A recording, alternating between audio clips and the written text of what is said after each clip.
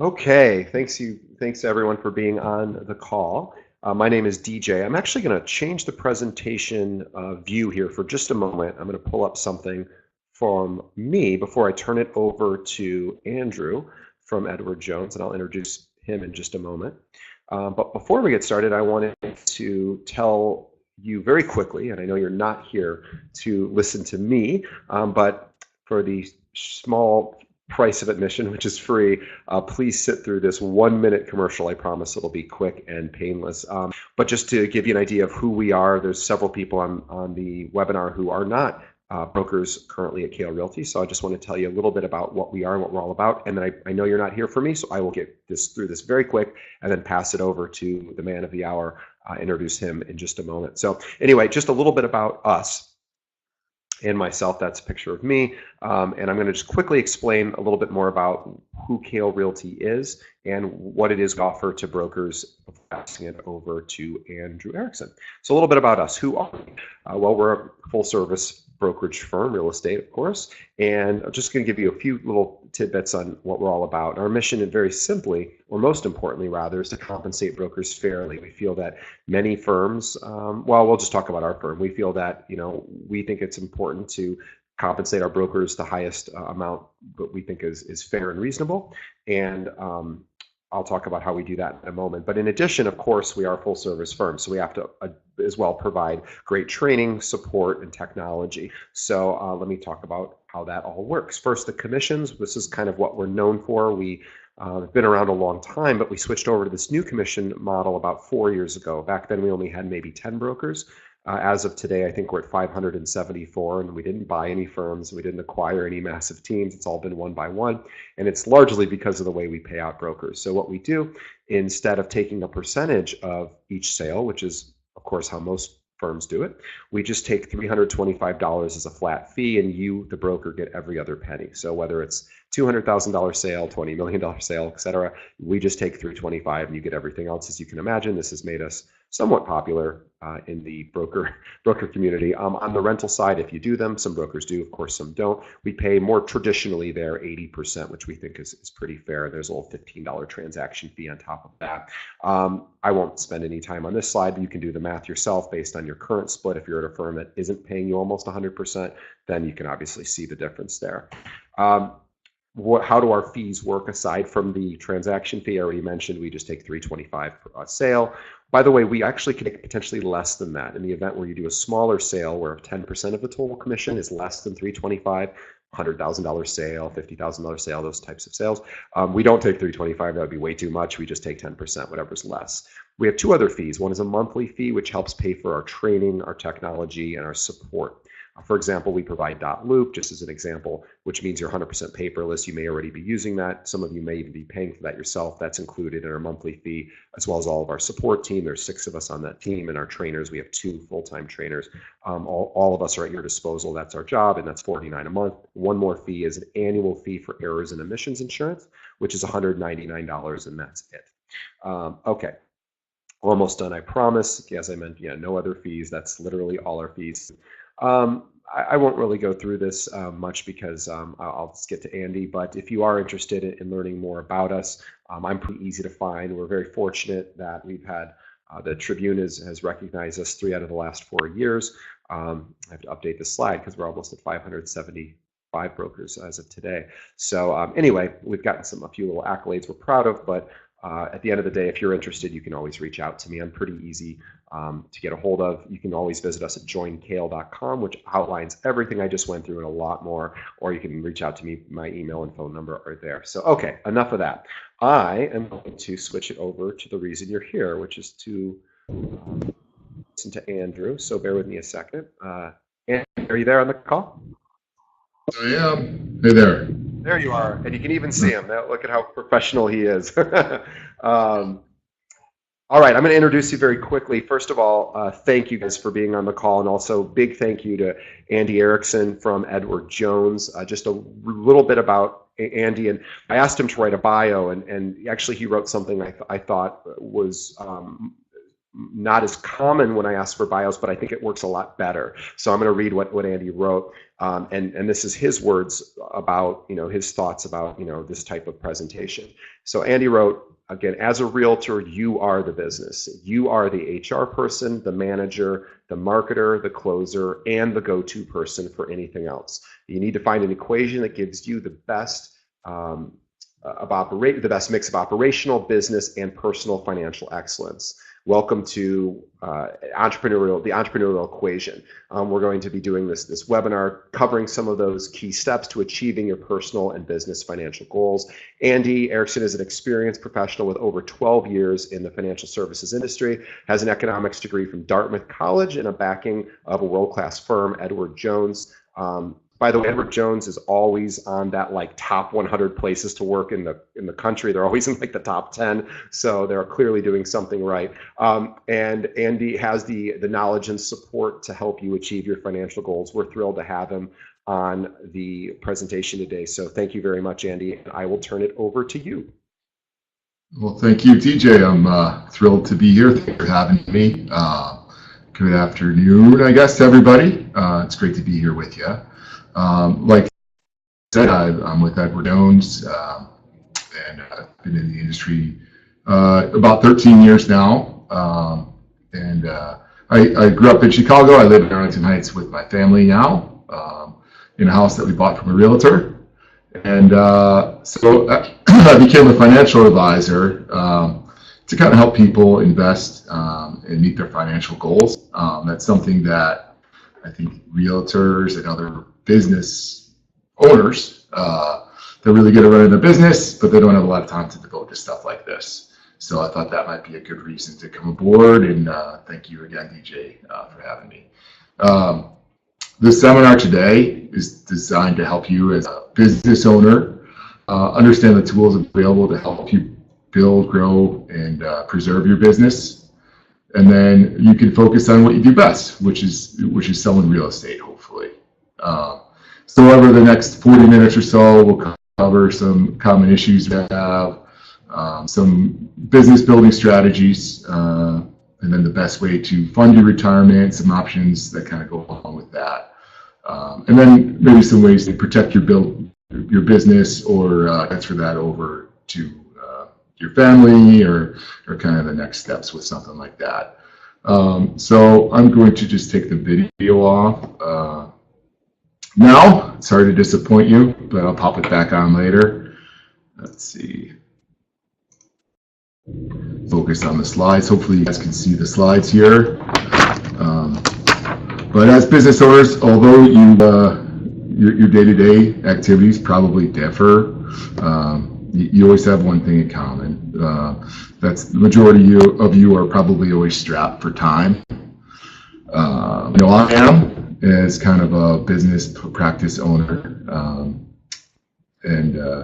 but you also have your share of the financial pressures that kind of go along with it. So, and if you have employees, they come with their own set of challenges.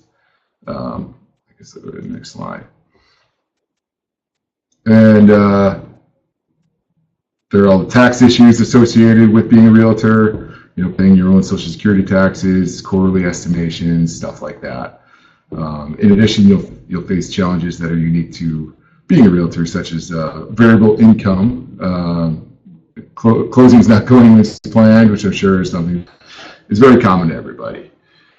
So then everyone kind of has a vision for their business practice, their real estate operation, and sometimes that can get clouded because many of you are challenged with having to wear, as DJ mentioned, many hats: the HR person, the manager, the marketer, the salesperson, the go-to person for everything. So you need to find a good mix of operational and business and financial experience. Here at Edward Jones, we call that the entrepreneurial equation. So just a little bit of an idea of kind of what you can expect. So an important step in developing your own equation is to engage in a team of professionals to help you deal with a wide range of business needs. So that, a lot of people have a lawyer, CPA, and then a financial advisor to kind of help them with all that. Thank you. So the accountant could deal with the taxes, the cash flow, payroll, and expenditures. The attorney for your business structure, the succession and estate planning. And then a financial advisor like me to keep an eye on your business and personal investment needs and help make sure you're properly insured. So if you have a financial advisor, I would just recommend open up the books to them, let them see what you're doing, and then they can help you kind of make the most out of what you have and make some maybe some smarter decisions for the future.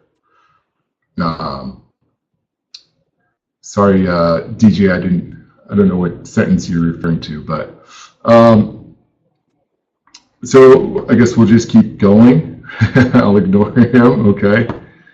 Let's see here. So let's talk about how you and your team of professionals can kind of develop the entrepreneurial vision that will put you on a path toward achieving your personal and business financial goals. There's really 5 steps, right? In order to have a clear outlook on the future, you should first figure out where you are today. You don't know, you can't get to where you're going unless you know where you're starting from. And then only then can you begin to set clear, measurable goals to where you'd want to be. Okay. And once your goals are determined, it's time to evaluate if they're realistic based on the timeline and the investments that you're comfortable with. So can you get there? A lot of people have an idea of where they want to be, and they have an unreasonable idea of what it takes to get there. So a trusted financial advisor can help you decide what tools and strategies there are to help you reach your goal. So that kind of ties into the 4th one, how do I get there? The more you understand where your money is going and what you'll be doing, what it'll be doing for you, the better off you are. And then you have to figure out a way to kind of stay on track. So I partner with my clients to make sure that they're always focused on their goals and that everything that they own and all the strategies in place are kind of geared toward that. And those goals change, right? So it's something that we can kind of always be evaluating. As a business, this applies. As a financial strategy, it applies. You can kind of apply this to anything in your life, but for all intents and purposes, we'll do it for your financial strategy in your business. Let's see. So then let's talk a little bit about building your business. Now, this is a presentation that's kind of canned by Edward Jones. The presentation is not specific to realtors, but I do have some points that I will kind of bring up that are more market specific. So please forgive the graphics and the examples. I do know my audience. It's just there's some regulatory issues with that. So regardless of the type of business you own, you guys are all realtors. You have 3 goals pretty much. You want to build and develop your business, create value outside of your business, and preserve your business so you can pass it on to your successors or have some kind of an exit strategy. And when you're building your business, there's some simple banking services to help with cash flow management that might be beneficial and kind of save you some time. I don't know, some people might have employees. This can help manage their payroll. And then maybe some of the bigger brokerage groups could have credit cards to kind of track the spending of everybody, and it'll make it a little bit easier at tax time. Let's see. And then if there's additional liquidity or immediate cash flow that you might need, you might think about securing a traditional loan or a margin loan where the investments in your brokerage account are used to secure the credit line. So this could be used for a time where you maybe need some money for payroll or some kind of expenses, but commission checks haven't come in yet. So it kind of helps smooth things out. So then kind of the second thing you think about is you want to grow, and in order to do that, you have to maybe attract and retain employees. So this means having the right benefits package and considering a quality retirement plan. These are the types of potential benefits that employees are looking for.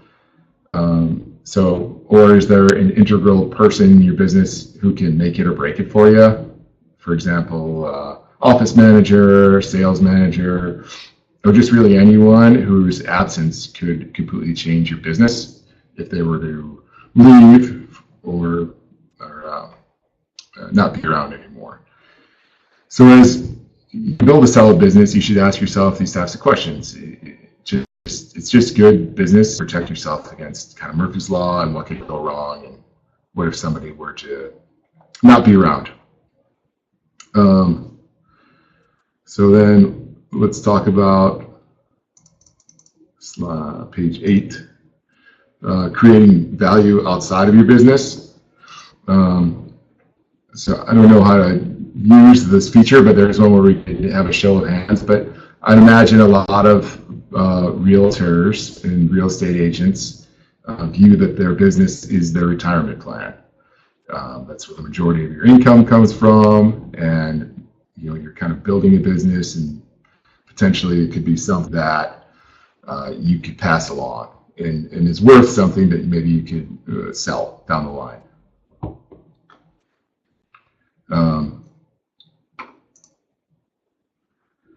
So as I mentioned earlier, offering a retirement plan can help build your business by helping to attract quality employees, but it also can help create value outside the business. So if you kind of look at it this way, in addition to your role as the business owner, you're also an investor, right? So it just makes good sense to diversify your assets and retirement income, so you don't put all your retirement nest egg in your practice in one basket. And saving outside the business means you can control your own retirement rather than depending on the sale of the business to fund your retirement needs. In a lot of cases, maybe there's nothing to sell, right? You are the whole business. So at the end of the day, whatever you kind of can get out of it while you're around, that's the value. So there's no crystal ball to tell you what it might be worth when you're ready to retire. In one scenario, it could be only worth the equipment, building an inventory, which may not be enough to support the lifestyle in retirement. And then typically, if the business is sold, the owner must finance part of the sale. So the retirement plan may enable you to benefit from several tax incentives, including a tax credit for a business owner setting up the plan, the tax deductions for making contributions to the plan, pre-tax salary deferrals, tax-deferred growth on the balance inside the plan, and potential tax-free retirement income if Roth IRA deferrals are made. So you kind of want to work with your financial advisor, your CPA, to figure out which plan is best from a tax perspective. Okay.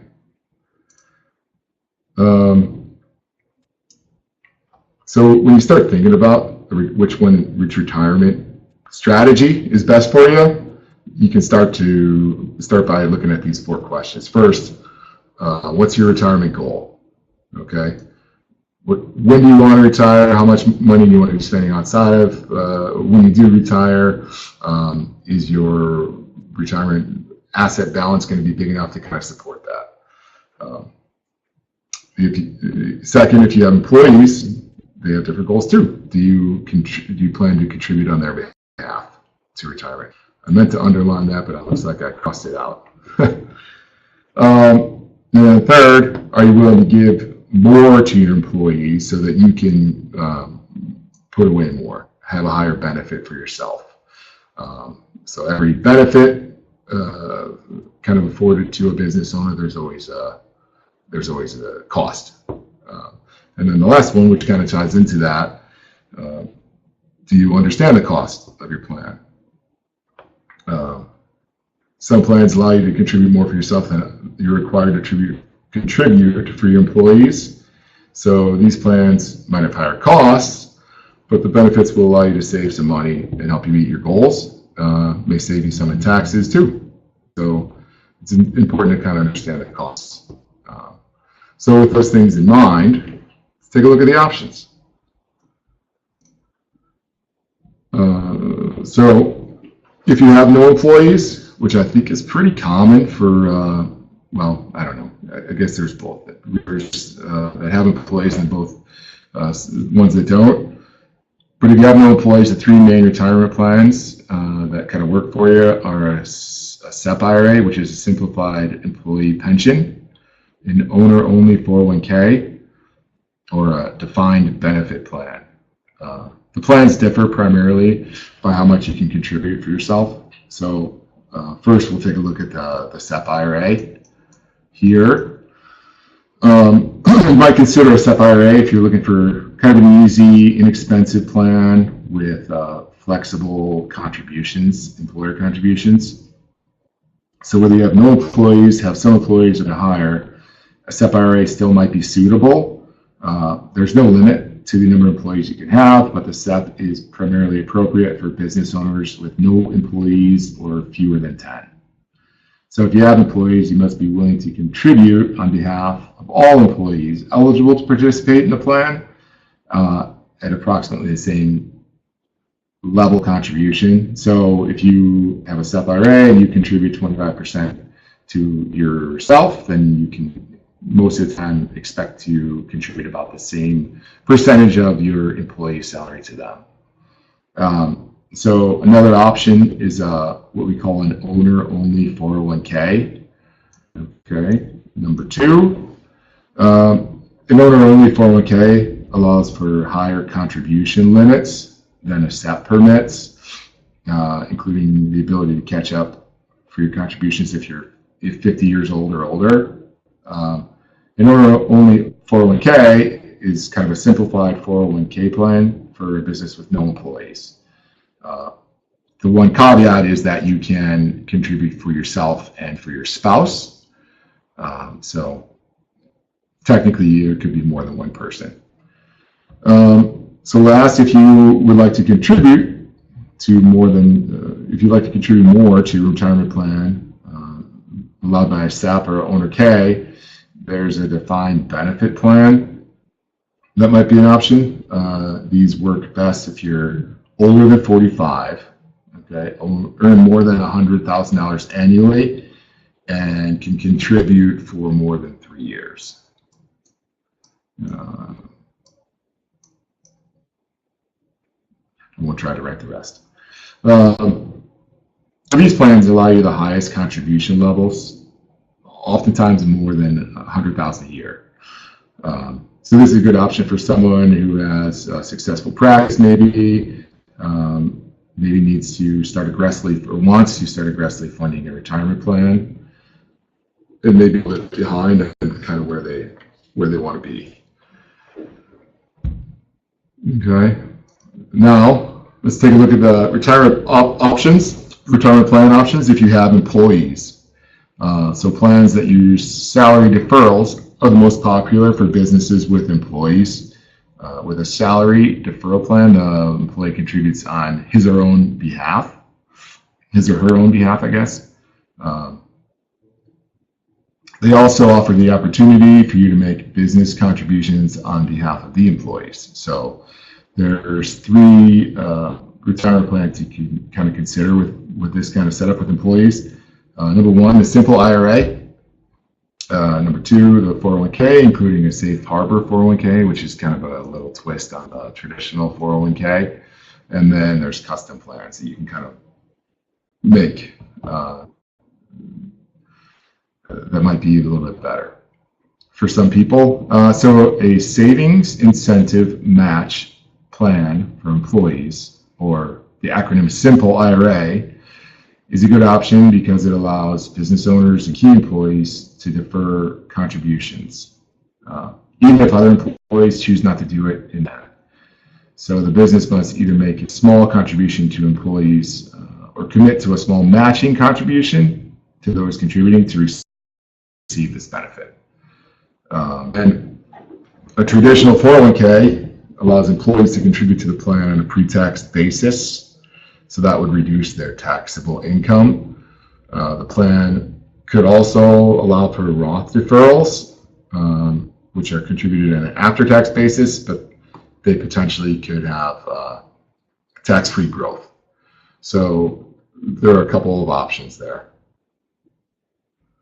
And then the third, keep in mind with the traditional 401k, the amount owners and highly compensated employees can contribute is limited by how much all the other employees contribute. So low deferrals by employees mean low deferrals for business owners and highly compensated employees.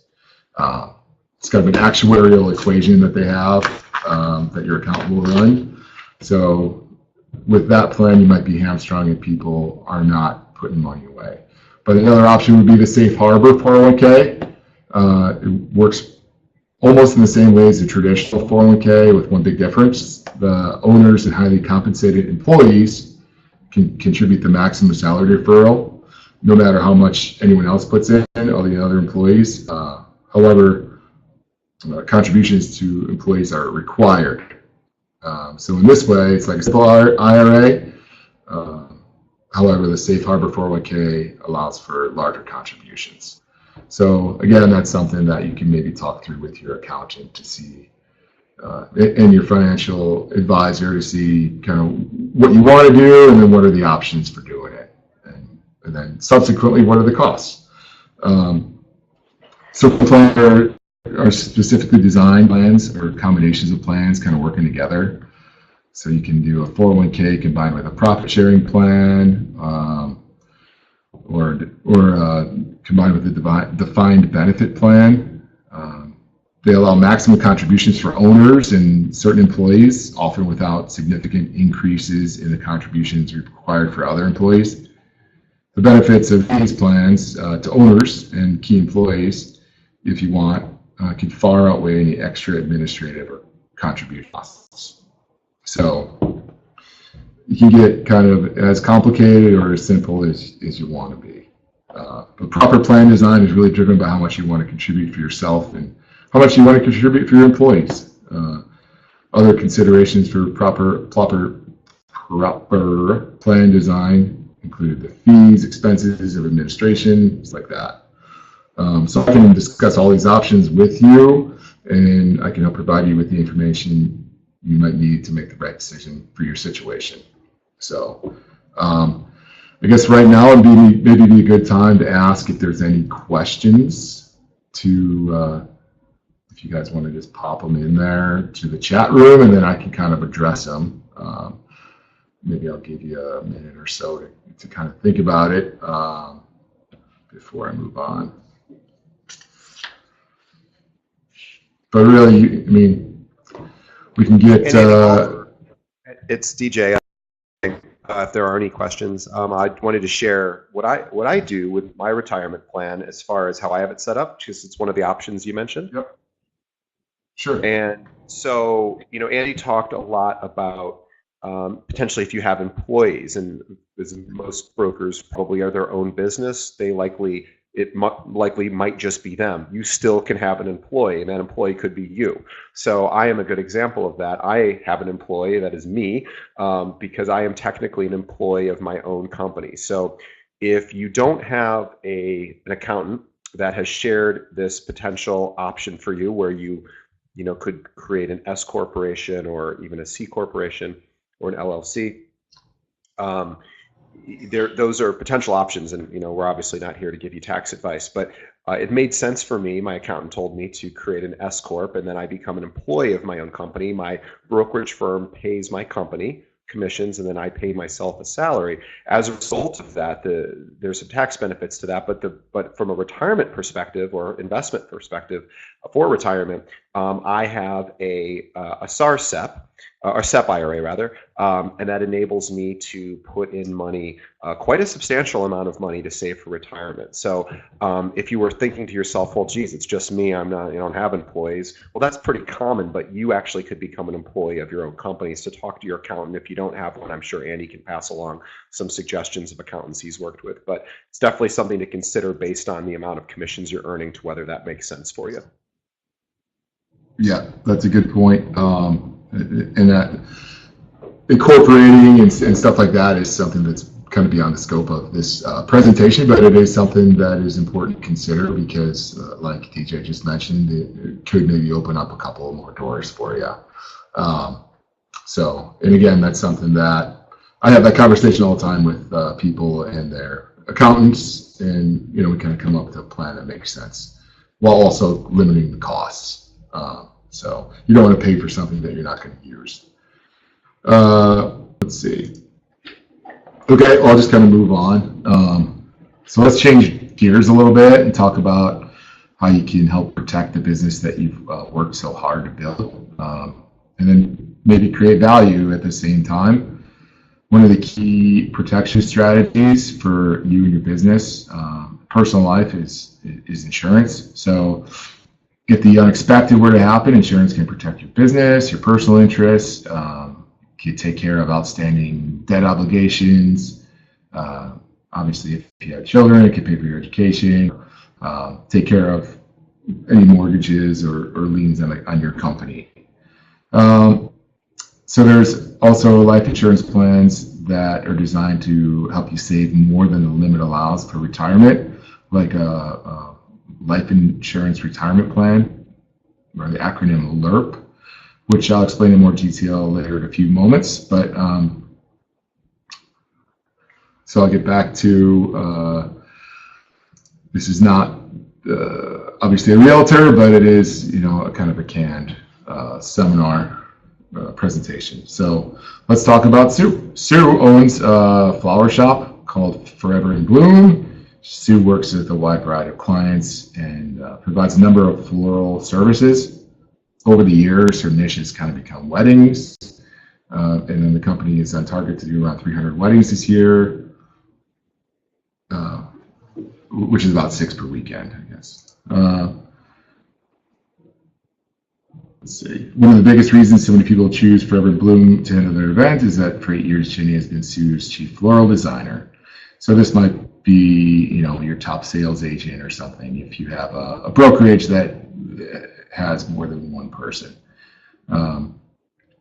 So with the help of a dozen or so assistants, Jenny has designed floral masterpieces for thousands of events, from extravagant weddings to small, simple affairs. But without Jenny's experience, Sue, the owner, might be in a very different situation. So one day, while working around the house, Jenny falls off of a ladder and breaks both of her arms. She had successful surgery, but the rehab and recovery time are longer than she expected.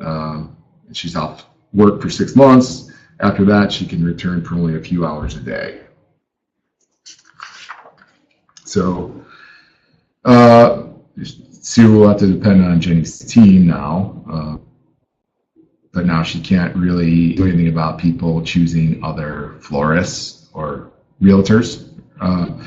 So if she had taken out a key person disability insurance policy on Jenny, she would have been completely protected because she would have been able to maintain an income similar to what she experienced when she was working.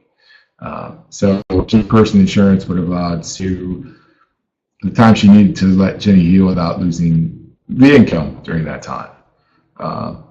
And then there's a similar deal if what if Jenny had died in the fall? Then she'd be in, Sue's business would be in big trouble, but you could also take a key person life insurance policy would help protect the company. Okay, and then there's another scenario where let's say a competitor across town runs into Jenny, the amazing designer, in a local coffee house, offers her a job worth more than what Sue currently pays her. And that would be a big blow to the business, right? So what are the options there? Sue could offer Jenny deferred compensation. So that's an agreement. You can retain key employees by paying them a predetermined amount once the milestone is achieved.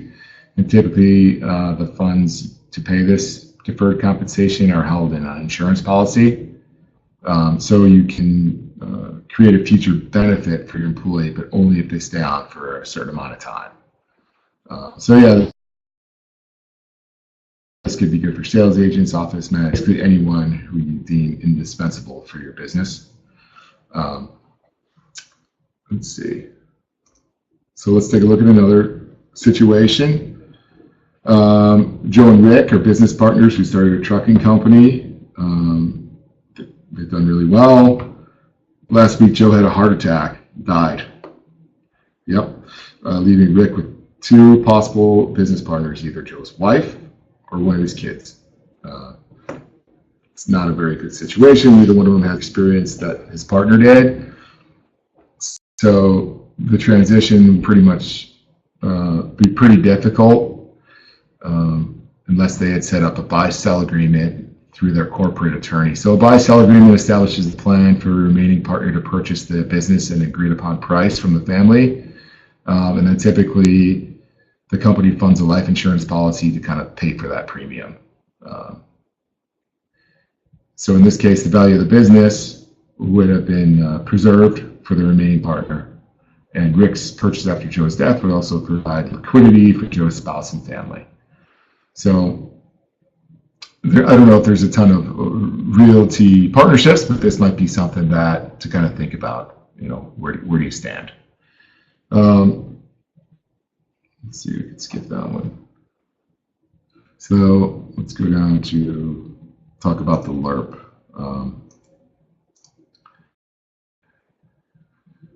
So LURP is a life insurance policy designed for rent savings. It's kind of well suited for people of high income, which would exclude you from being allowed to contribute to a Roth IRA. This could be another option if you have employees and you don't want to contribute to their plan. So alerts have special tax advantages because it's actually life insurance, and you can take money out of it, income tax. So alert can also provide long-term accumulation for supplemental retirement income. Because it's an insurance policy, when Jim dies, it will provide for his dependents as well. So now there's also kind of an estate issue that would be associated with something like that. And if you were to pass away, what do you want to do with your real estate brokerage that you've kind of spent your life putting together? So if there's not enough assets, liquid assets to cover your expenses and taxes from the sale or from your death, then you could be forced to liquidate some of the business or all of it.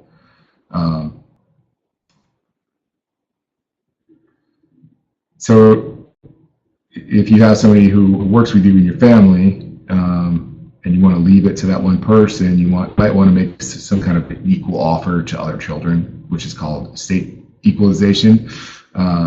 Basically, you take life insurance out to kind of cover the difference between what you would be giving one person versus another.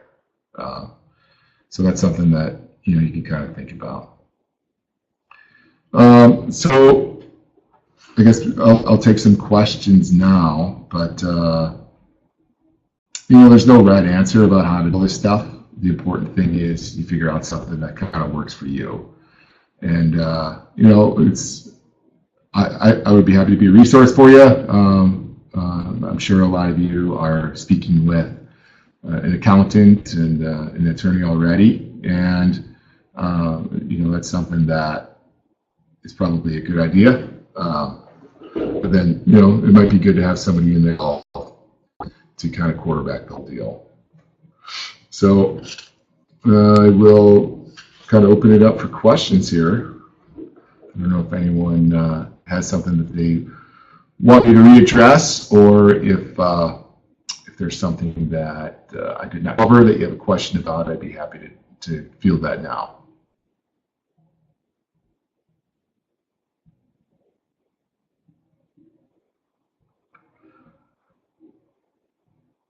Okay. Looks like we kind of got everything. Well, I will. Maybe, first of all, thank you for being on the call. And I know you still wait. Do we have? We still have a few more, or did we finish the slides? Or we still have a few more? That's pretty much it. So, the rest is just if someone wanted to either review their current, financial plan, whether it's for retirement or more immediate goals, or if they don't have one and wanted to have you, help craft one with them, what's the best way they should reach out to you?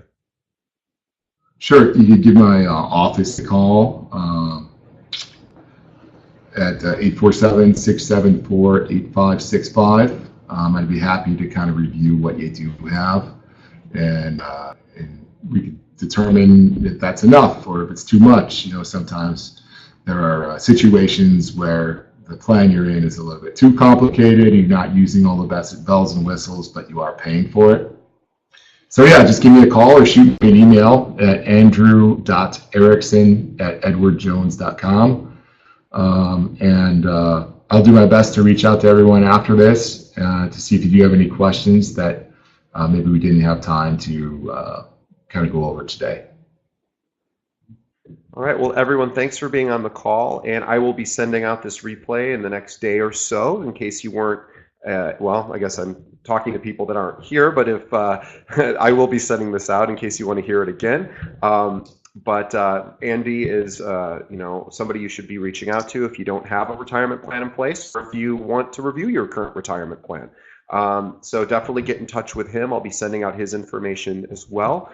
And Andy, again, thank you so much for your time. I appreciate it.